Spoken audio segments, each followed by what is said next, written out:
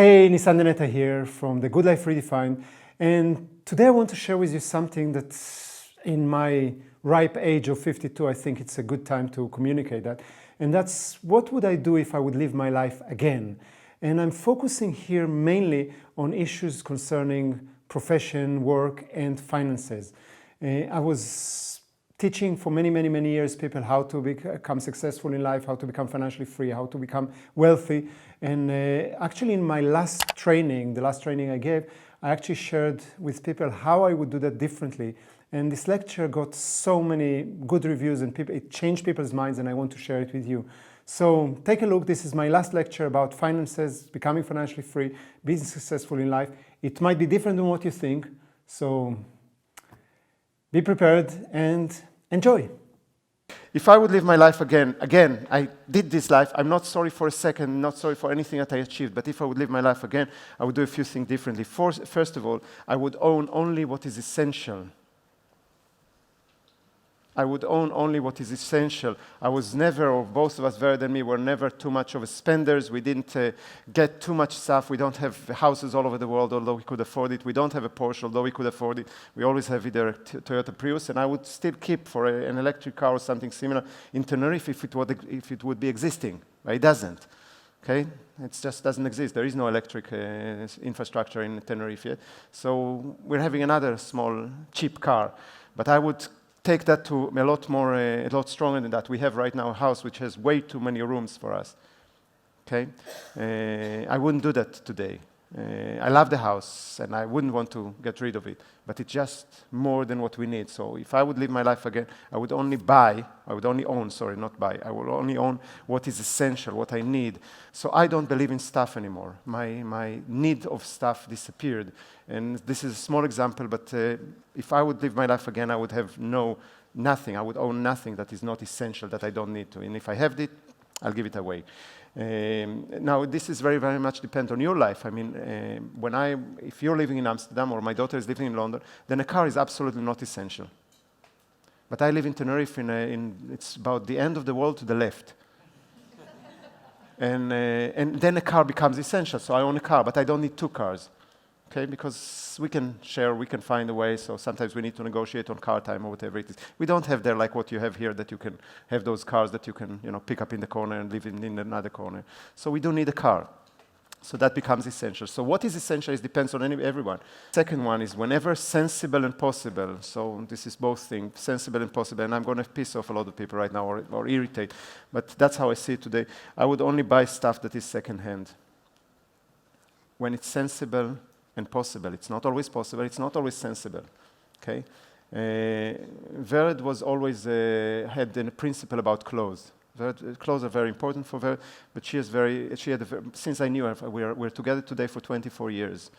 It's our anniversary, so I know her for 24 years, and clothes was always very important. And because we didn't have a lot of money, her principle was always, since before she met me, is that she doesn't buy a lot of clothes, but what she buys is high quality, that's expensive, that stays for long. That was her principle until 2 years ago when we moved to Tenerife, and she changed the principle to the total opposite. She doesn't buy anything new. She's going into charity shops and she take off the clothes that she doesn't use. She gives them and she takes something else. So I think that's very valuable. Today everything needs to be new.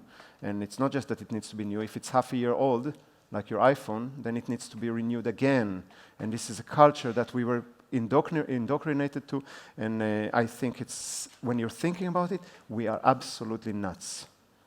Okay, we're absolutely nuts with with our obsession with something that is new all the time. Number 3, whenever I do buy something or whenever I need something, if I would live my life again, I will barter it.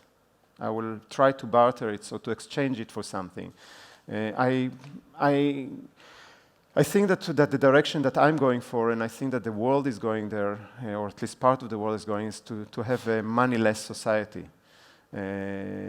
Money has created enough troubles, and a lot of people are kind of upset with that. And what we discover more and more is that we don't really need money. There are other ways, and were ways that were existing for thousands and thousands and thousands of human civilization. We just, from comfort, we used money, and now money became to control us instead of the other way around.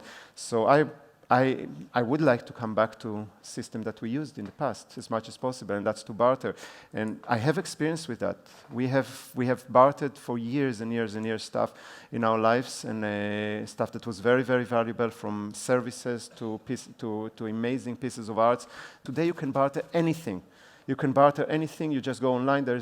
I don't have the time for that, but there's billions of sites out there that will be happy to show you or to connect you to people that wants to exchange exactly what you want. In the past, the reason why they invented money is because I had eggs from my chickens, and you had apples, and sometimes I don't need more apples. I need something else. I need a machinery, so it was easier to to make the eggs into money, and then use the money anywhere I want. But today, because of the internet, because of those barter sites, you can actually find whatever you want, and you can exchange something with you, but get what you need from her, and the site will organize that without money. So there are possibilities for that.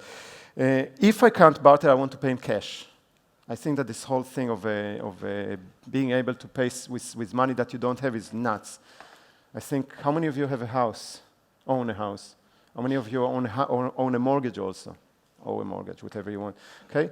Now, I don't understand that. I never understood that. That's why I never had a house. It's something fucked up with me. I understand that, okay? But just explain me how somebody that is making 50,000 euros a year, which is the average salary here or income here in Holland, buys a house for 350,000 or 400,000. Explain me how that is possible. How will you ever be able to pay that? 50,000 euros cost, that's what costs you the cost of living. Maybe you stay with 2,000 euros at the end of the year. How people buy a house of 300, 400, 500,000 euros? Where is it coming from? Do you understand? For me, that doesn't work. If you have the cash, buy it, like in the old days, before they invented mortgage. The mortgage was not invented to help you have a house. It invented in order for a government to control you and for banks to make passive income. That's why it was invented. But it's being sold as if it's something for you to own a house. You know, in Holland, there's a culture of owning a house, but it's not like that everywhere in the world. There are places that the culture of having to own a house is not existing. It's rich people owning a house, normal people renting a house. But we were trained that it's economically right to buy a house, or whatever it is. It's our human right to own a house. So I would pay cash for anything, and we went and bought a house in cash in Tenerife. It's not that we came up with a suitcase, you know, with euros, but we just made a money transfer, and that's it. There was no mortgage involved or begging the banks or whatever it is. So that's my third point. My fourth point is I will never, ever, ever get into debt. This is something you heard from me if you did with us the financial freedom or anything else from the finances. I would never get into debt or buy on credit. I don't think that we should buy something if we don't have the way to pay for it. So I personally wouldn't get into debt or into credit. Why is it making sense that you go into studies and then you take a student loan, and you're even being encouraged today to get student loan, and then you go out of studies and you're with what is the normal debt here in Holland from a student debt? A few thousand euros? Okay? If not more, okay? So you go out of your studies, you have no job, you have no prospects yet, and you're already with debt. I mean, one of the first advices you will get from the KVK, from the Chamber of Commerce, when you open a new business, they will tell you, go take a small business loan. How does it make sense? If I'm not having any prospects, I don't have any clients, I don't have any money coming in, and I already have shackles on my foot. And people I don't know here in Holland, but I know that in other places like the States and UK, they carry student loans sometimes for 15 years. Or over generations. I don't even want to go to that, okay? I don't know, I don't understand that, okay? That's number 4 for me, not to get into debt. Number 5, and by the way, I used to get into debts. It's not like, again, I'm telling you stuff that I would do differently today. I believe that as an entrepreneur, I should get into debt. The bank gives me, I take. And that's when my company went broke. I went into $850,000 debt. Before that, I was making tons of money, fortune. I made millions. But when the company went bankrupt, and that's what you need to think about. You know, when you have a mortgage, there's no problem when you can pay it. But when you cannot pay it, you still have to pay it. That's the problem with debt, is that debt doesn't go away. Number five, I would fix what is broken instead of throwing it away. And that's more, I would do that not because I'm going to save money by fixing my washing machine that was broken, but because it's a good thing to do as a mindset. We are living in culture that is very different than our parents. And I don't think that our old generation were so great, but one thing about the old generation was that they didn't throw stuff away before trying to fix it. And that includes relationships. And for me, that's where it stands. Today, we are so much in this culture of throwing away stuff and getting new that it's in every area of our life. So we made it into relationships. So we have a friend or a lover or a husband or wife, and something doesn't go, well, yeah, we get another one. Our parents didn't do that. Okay? The Japanese in the old days, I don't know if you know that, I find it's a beautiful metaphor, but the Japanese, every time that a jug or something was broken, they would fix it and they would glue it with gold. They would mix gold powder in the glue that they would put together. So, because they say every time that something was broken, now it's a life experience. So it's actually more valuable. So the more times a jug was broken, the more it was valuable. And they made it very clear, and I think that this is true. So it's not that I think that it's true. Today, to buy a new washing machine probably will be cheaper than to fix it, or a phone, or whatever it is. But the principle of that they design into this machine, they design a lifetime that will kill that machine after a few months or a few years in order for you to buy another one. I think that we shouldn't encourage that. Next one, if I would live my life again, I would travel more, a lot more. And I would travel differently, because today I'm traveling, but not the same. I would travel more to meet people. I would do couch surfing. I would do hitchhiking more. I would exchange work for staying. There's a beautiful site that a lot of our friends are using it. I never heard about it until a few months ago, where you can go and offer your expertise or your skills. It doesn't have to be expertise, skills in something to people in other countries, and they will give you a place to stay and the food.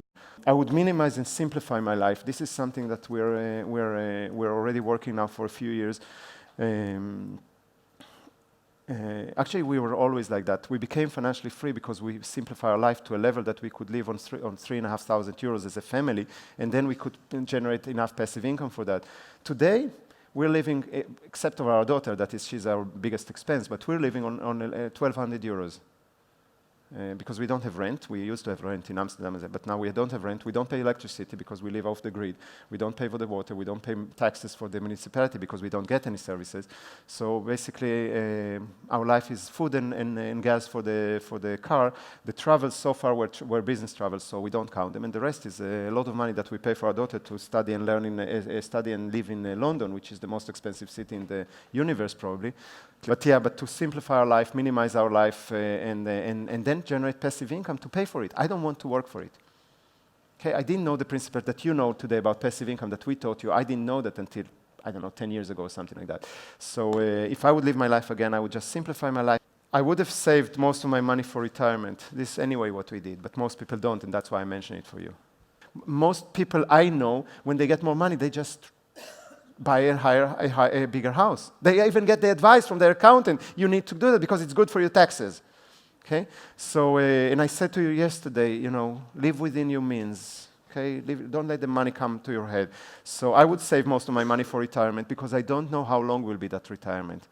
We are living in this idea that we're going to die at the age of 80, so we don't need a lot of money. But I'm telling you, I set the goal for living to 132, and I don't think that this is the end today. That if I would live my life again, as soon as I would settle down after all the traveling and everything, I would actually settle down to a place where I can live a sustainable life, that I'm not depending on the outside world. But I do think that it's the right way to live, to come back to something which is a little bit more simple, more natural, more in tune with the rest of creation, and not just in tune with the rest of television ads.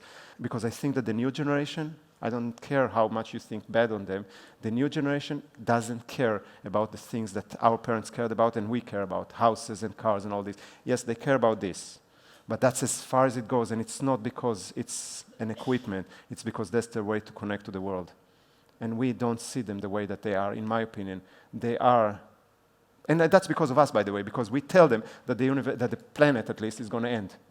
We actually communicate to them in billions of different ways that this planet is going to end. So why should they own a house? Why, if you know that in X amount of years this planet won't exist, would you buy a house? Yes, no? No, right? For them, we're communicating climate things, Trump things, wars, financial crisis and everything. We communicate to them that probably this planet is not going to exist for too many years, so they don't think about a house. They are not looking for things, they're looking for experiences. And I think it's a good thing, and it might be that it's our job to show them how to do it instead of showing them the opposite. We are stuck in old ways. Now, I want to finish with that. I don't know if that helps to anybody, if it's inspired or if it's pissing you off. That's okay. You know, all I'm sharing is how I'm looking at that right now. If that's in any way, shape, or form triggers something for you, please think about it. Decide what you want to do with that. Hope you enjoyed and benefited from that. Remember, you might be in a different state in your life than me, so it might not everything fits you, but I hope that it opened your mind to think maybe a little bit bigger, maybe a little bit different than you thought so far. And I would like to hear from you. Please let me know in the comment box below. What did you learn? What did you get from that? Was it valuable for you? Was there one of the principles or one of the things that I mentioned that I would do differently? Would that be something that you would like to actually implement in your life today? Please let me know. Let's make it a conversation. Don't forget to subscribe to this channel if you're not yet subscribed by clicking the subscribe button. And until we meet again in one of the next videos, live fully, stay awesome. From Nissan, the Tenerife.